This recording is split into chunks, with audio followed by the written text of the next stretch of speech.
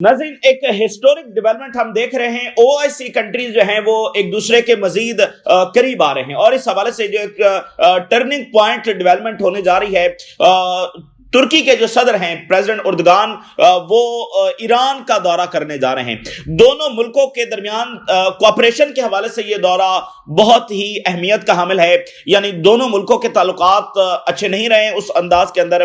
तो अब उर्दगान का जो दौरा है ईरान का, ये बहुत ही अहमियत का हामिल है और ये इस बात का सबूत है कि कैसे अब ये मुल्क सफबंदी कर रहे हैं इजराइल को कन्फ्रंट करने के लिए, क्योंकि इजराइल के जो हमले हैं वो पूरे रीजन के अंदर जो एक्सपैंड होते चले जा रहे हैं। और ये इस बात का भी नाज़रीन एतराफ है कि तुर्की जो है वो सीरिया के अंदर ईरान के बगैर कोई अमली इकदाम नहीं उठा सकता है, कोई स्टेबिलिटी जो है वो नहीं ला सकता है, क्योंकि आगे से इजराइल मौजूद है। इजराइल को रोकने के लिए ना यूरोप तैयार है ना अमेरिका तैयार है, और बाकी रीजन में चाहे सऊदी अरेबिया है, यूएई है, कतर है, मिस्र है, ये सारे मिलकर भी इजराइल को नहीं रोक पा रहे। तो ईरान की जो सपोर्ट है उसकी बहुत ज्यादा अहमियत है। तो ये आप इस अंदाज के अंदर भी देखिए कि जो सीरिया के अंदर रिजीम चेंज हुआ उसका बुनियादी मकसद जो है वो रशिया और ईरान के इन्फ्लुएंस को आउट करना था, और विद इन मंथ यानी ज्यादा टाइम नहीं गुजरा है, चंद महीनों ही की बात है, चंद महीनों के बाद तुर्की उसी ईरान के पास पहुंच रहा है कि हमें सीरिया में सपोर्ट चाहिए, और वही अल शरा जो है वो मॉस्को पहुंचे हुए हैं उसी रशिया से बदल लेने के लिए। तो मतलब यह है कि जिस प्रोजेक्ट के लिए उन्होंने ये सारा किया था वो तो फेल हो गया, और उधर इजराइल जो है वो बहरहाल इस सूरत हाल का फायदा उठा रहा है और वो ज्यादा से ज्यादा एक्सपेंशन वहां पर कर रहा है। तो ये दौरा इस बात का अमली एतराफ है कि अगर सीरिया में स्टेबिलिटी चाहिए, अगर मामलात को आगे बढ़ाना है और अगर इजराइल को कन्फ्रंट करना है, जो कि करना बहुत जरूरी है, तो ईरान के बगैर रीजन के फैसले जब नहीं हो सकते। बहुत ही गैर मामूली ये दौरा, इस पर हम बात करेंगे। और व्हाइट हाउस ने पहली बार वेनेजुएला के हवाले से ये एडमिट किया है कि ट्रंप एडमिनिस्ट्रेशन की ये पॉलिसी है कि वो लैटिन अमेरिका में, साउथ अमेरिका में अमेरिकन यूएसए की हेजेमनी जो है वो दोबारा कायम करना चाहते हैं। ये पहली बार एतराफ है, वगरना इससे पहले वेनेजुएला के हवाले से या अपने मिलिट्री बिल्डअप के हवाले से वो यही कहते रहे हैं कि ये ड्रग्स से रिलेटेड, जिसको किसी ने माना नहीं है। तो ये अब अमली इस बात का एतराफ है, पहली बार उन्होंने कहा कि ये डोमिनेशन से रिलेटेड है।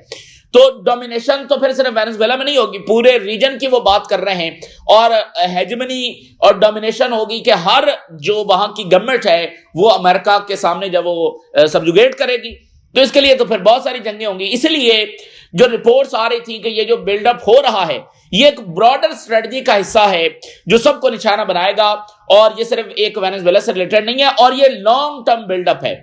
जिस तरह की तैयारी वहां पर है, एक लंबा ये सिलसिला जब वहां पर चलेगा तो पूरे रीजन में अब रिजीम चेंजेस होंगे, कहीं पर इलेक्शन के जरिए, कहीं पर बराह रास्त एयर स्ट्राइक्स के जरिए, कहीं पर एक लिमिटेड फौज उतारकर और कहीं पर एक फुल स्केल इन्वेजन करके। ये सारी पॉसिबिलिटीज अब खुल गई हैं, क्योंकि व्हाइट हाउस ने पहली बार ये एडमिट कर लिया है कि साउथ अमेरिका में जो उनकी सारी एक्टिविटीज हैं वो वहां पर डोमिनेंस कायम करने के हवाले से हैं। और इधर गजा के हवाले से इंटरनेशनल फोर्सेस के दाखिल होने की खबरें भी सामने आ रही हैं। ये जो रेजिस्टेंस की लीडरशिप है वहां से भी ये बात सामने आ रही है कि इंटरनेशनल फोर्सेस जब गजा में दाखिल हो सकती हैं, और बड़ी जल्दी उनकी अनाउंसमेंट होगी कि किस मुल्क की फौजें होंगी। और रेजिस्टेंस ये कह रही है कि इन फौजों के दाखिल होने के बाद जो है इजरायली फौज जो विड्रॉ कर जाएगी। तो क्या इजरायली फौज विड्रॉ करेगी, क्या ये फौजें आएंगी, तो उस हवाले से भी कुछ डेवलपमेंट्स आ रही हैं, आपके साथ शेयर करेंगे। सबसे पहले लेबनान और ईरान से आने वाली खबरें। अच्छा, हिजबुल्लाह ने नाज़रीन जब से सीज फायर हुआ है, 1 साल का टाइम हो चुका है, तो पहली बार सीज फायर के बाद for the very first time video जारी की है, और जिसमें वो अपने वेपन्स को टेस्ट करते हुए देखे जा सकते हैं। यानी ये वो वीडियोस हैं जो इससे पहले हिजबुल्लाह जारी करती रही है किसी बड़ा हमला लॉन्च करने से पहले।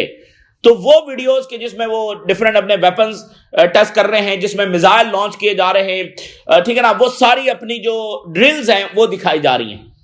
तो ये सीज फायर के बाद 1 साल के बाद ये पहली वीडियो है जो हिजबुल्लाह ने पब्लिश की है, और इसको इस अंदाज में देखा जा रहा है कि ये एक सिग्नल है कि हिजबुल्लाह का रिस्पॉन्स टू इजराइल ये बहुत ही करीब तर आ पहुंचा है।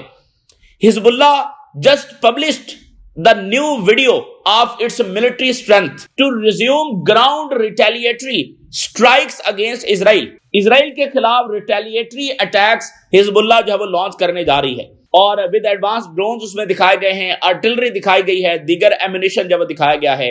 حزب اللہ preparing to bomb Israeli forces in the Lebanese territory، حزب اللہ کا جو جوابی حملے ہیں اس کا آغاز ان لیبنیز علاقوں سے ہوگا جہاں پر اسرائیلی فوج موجود ہے۔ تو اگر دیکھا جائے تو ٹیکنیکلی حزب اللہ اسرائیل پر حملہ آور نہیں ہونے جا رہی ہے، وہ ٹیریٹری جو اسرائیل نے قبضہ کی ہوئی ہے اس پر یعنی کہ وہ جواب دینے جا رہی ہے۔ تو یہ یعنی ایک ٹیکنیکل ہے، آغاز یہاں سے ہوگا، ظاہر ہے کہ بعد میں ہائفا اور وہاں تک بھی معاملات پہنچیں گے، لیکن 7 اکتوبر کے بعد بھی حزب اللہ نے جو آغاز کیا تھا وہ انہی لینڈ سے کیا تھا جو لیبنیز لینڈ ہے، اور اسرائیل اس پر قبضے میں ہے، اسرائیل اپنا انفراسٹرکچر وہاں پر بنا چکا ہے۔ تو اسرائیل یہ نہیں کہہ سکتا کہ حزب اللہ نے ہمارے اوپر اٹیک کیا، نہیں، وہ لیبنیز لینڈ ہے جس پر اسرائیل قبضہ کر کے بیٹھا ہوا ہے، تو اسرائیل کو وہاں سے نکلنا چاہیے۔ یہ تھوڑی سی ٹیکنیکل چیزیں ہیں، جب آپ سیکورٹی کونسل میں بیٹھتے ہیں یا باقی پلیٹ فارم پر بیٹھتے ہیں اور اسرائیل کہتا ہے کہ یہ ہمارے اوپر حملہ ور ہوئے ہیں، تو وہ کہیں گے بھائی ہم نے آپ کے اوپر کہاں حملہ کیا ہے۔ اچھا، اسی درمیان امپورٹنٹ ڈیولپمنٹ یہ ہے کہ سیکورٹی کونسل کا ایک ڈیلیگیشن جو ہے وہ لیبنن پہنچا ہوا ہے، اور تمام گورنمنٹ کی جو برانچز ہیں، 3 برانچز جو ہیں ان کے ساتھ ملاقات کی ہے، اور آرمی چیف کے ساتھ اور فارن منسٹر کے ساتھ ابھی ملاقات ہوگی، اور صدر نے سیکورٹی کونسل کے ڈیلیگیشن کو کہا کہ وہ اسرائیلی اگریشن کو روکنے میں ہیلپ کریں۔ تو یہ لیبنن کا معاملہ بالکل یعنی کہ ایک جنگ لو سکیل لیول کے اوپر جاری ہے، اسرائیلی حملے ہوتے رہتے ہیں، لیکن یہ کسی بھی وقت بڑی جنگ آل آؤٹ وار میں یہ صورتحال تبدیل ہو سکتی ہے۔ اچھا، تو اسی درمیان جو ہے وہ آپ نے دیکھا کہ ٹرکی کے فارن منسٹر اور سیم ٹائم کے اوپر سعودی آفیشل جو ہیں وہ ایران پہنچے۔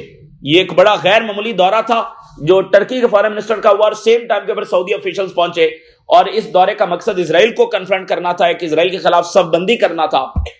تو اب اس کو یعنی یہ اس تناظر کے اندر آگے پروگریس ہو رہی ہے، یعنی اسی صف بندی کے حوالے سے چیزوں کو مزید جو ہے وہ سالڈ کیا جا رہا ہے۔ تو اس تناظر میں جو پروگریس ہو رہی ہے کہ اب اردگان ایران کا دورہ کرنے جا رہے ہیں، یعنی فارن منسٹر ہو کر آئے ہیں، وہ کچھ چیزیں طے کر کے آئے ہیں، اور اب اردگان جو ہے وہ جا کر وہاں مور ثبت کرنے جا رہے ہیں اس پروگریس کے حوالے سے۔ تو اردگان ویری سون جو ہے وہ ایران کا دورہ کریں گے۔ Turkish president Erdogan to visit Tehran, یہ کنفرمیشن آ گئی ہے۔ Iran and Turkey seek closer cooperation on regional issues, دونوں ملک جو ہے وہ قریب آ رہے ہیں۔ یعنی دیکھیے، ریجن کی جو 2 سب سے بڑی ملٹری پاورز ہیں وہ ایران اور ٹرکی ہے، تو یہ دونوں ملک جو ہے قریب نہیں تھے، اچھے دوست نہیں ہیں۔ ابھی بہتری ہو رہی تھی پچھلے کچھ مہینوں سے، لیکن پھر درمیان میں سیریا والا ایشو آ گیا، سیریا کے ایشو کے بعد کافی جو ہے نا معاملات خراب ہوئے، تو اب یعنی کہ وہ بالکل ایک فرینڈلی ریلیشنز کو آگے بڑھا رہے ہیں اور زیادہ کوآپریشن کر رہے ہیں، ملٹری الائنس، یہ ساری چیزیں۔ Turkey could form an alliance with Iran to maintain influence in Syria. تو یعنی دیکھیں، فارن منسٹر ہو کر گئے ہیں نا، تو پھر اردگان کیوں آ رہے ہیں؟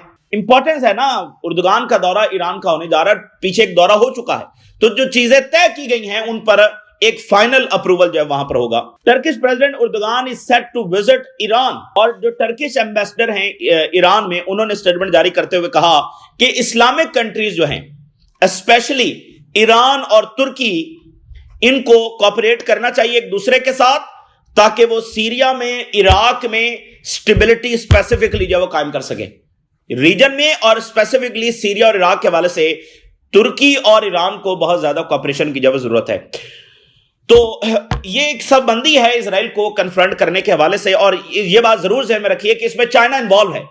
یہ جو بھی یہاں پر سیٹ اپ بن رہا ہے اس میں چائنا جو ہے وہ انوالو ہے، اور ایک جو ریلوے روٹ بھی تو بننا ہے جو ایران سے ٹرکی جائے گا، اور اس میں بھی چائنا انوالو ہے، کیونکہ یہ جو روٹ ہے یہ چائنا سے شروع ہوگا، چائنا سے سینٹرل ایریا، اور سینٹرل ایریا سے ایران، ایران سے ہوتے ہوئے پھر ٹرکی، ٹھیک ہے نا۔ تو یہ 2 ملکوں کے درمیان ہے، لیکن درمیان میں جو ہے وہ چائنا انوالو ہے جو ان تمام چیزوں کو یقینی بنا رہا ہے۔ تو یہ دورہ ناظرین اس بات کی بھی اہمیت ہے کہ جو ریجنل ڈیسیژنز ہیں وہ ایران کے بغیر نہیں ہو سکتے۔ اور دیکھیے، اسرائیل اپنی ڈیفیٹ کس چیز کے اندر سمجھتا ہے؟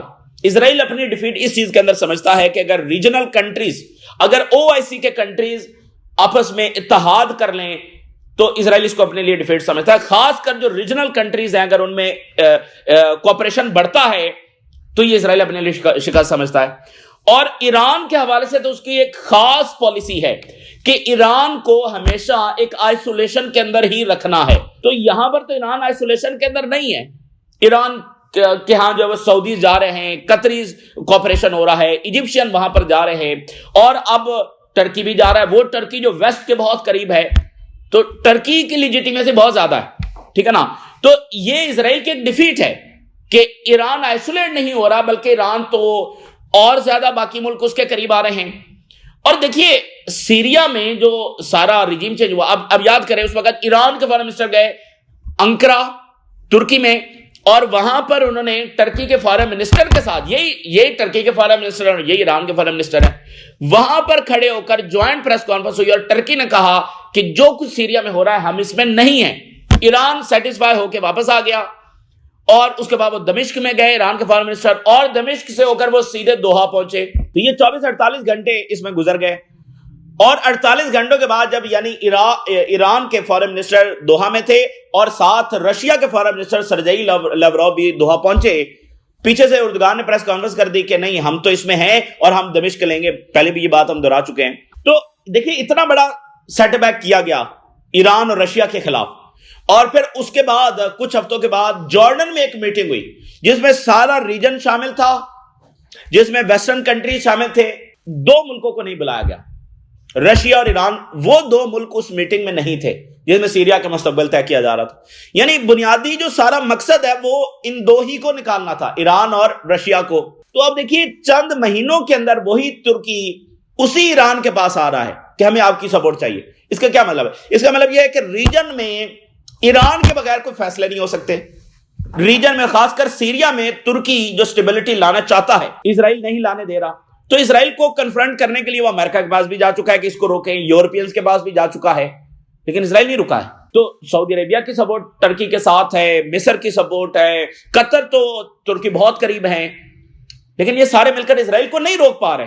اب وہ جا رہے ایران کے پاس. تو اب آپ دیکھیے کہ یہ سبق لیبنیز گورنمنٹ کو بھی سیکھنا چاہیے.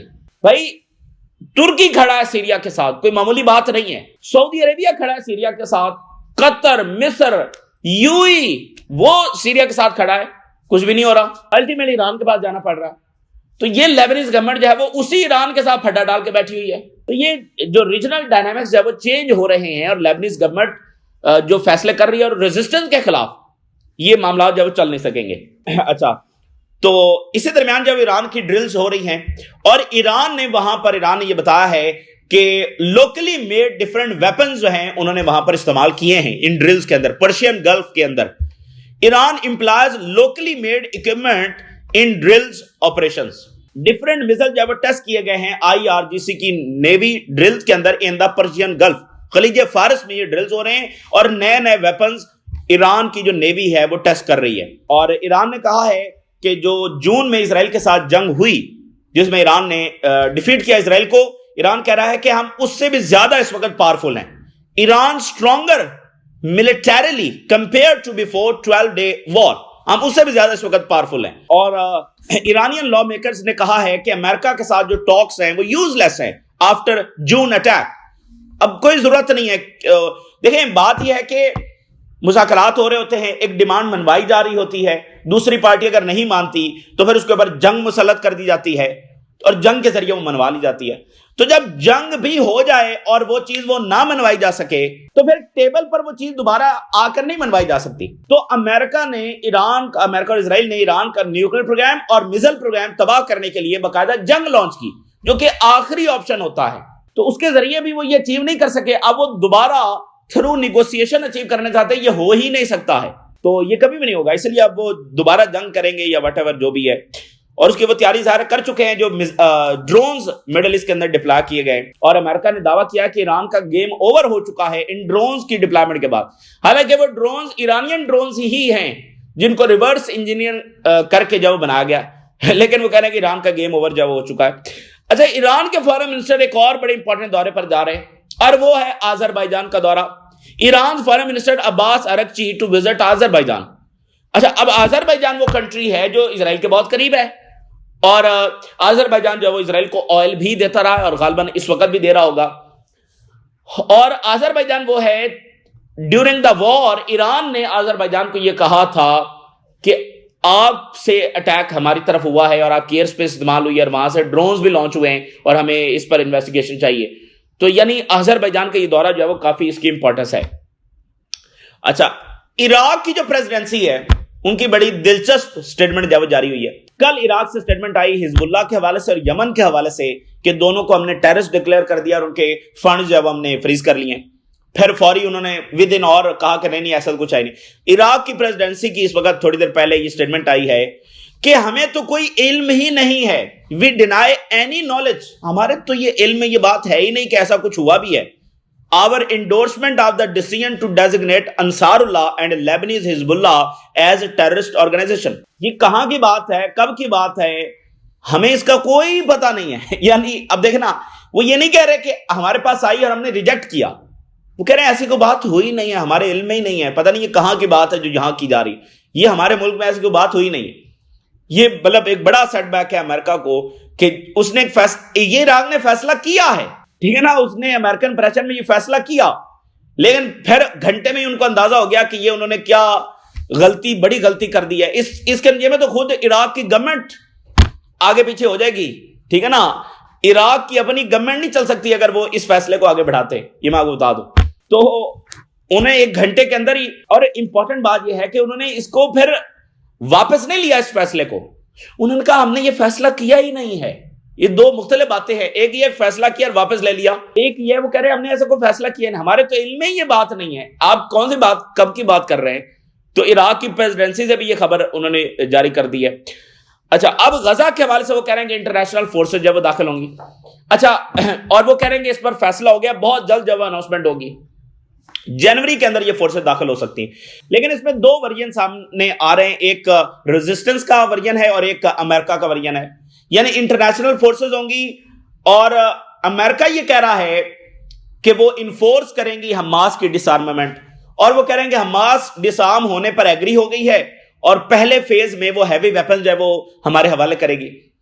اچھا, حماس یہ کہہ رہی ہے کہ جو فوجی آئیں گی وہ سیز فائر کو سپروائز کریں گی اور ایک کمیٹی بنے گی جو فلسطینی اس پہ ہوں گے, ایک ٹیکنوکریٹ کی کمیٹی ہوگی جو غزہ کی گورننس کو دیکھے گی اور ریکنسٹرکشن کو دیکھے گی, اور یہ جو فوج ہے یہ سیز فائر کو یقینی بنائے گی اور اسرائیلی فوج جب وڈرا کر جائے گی.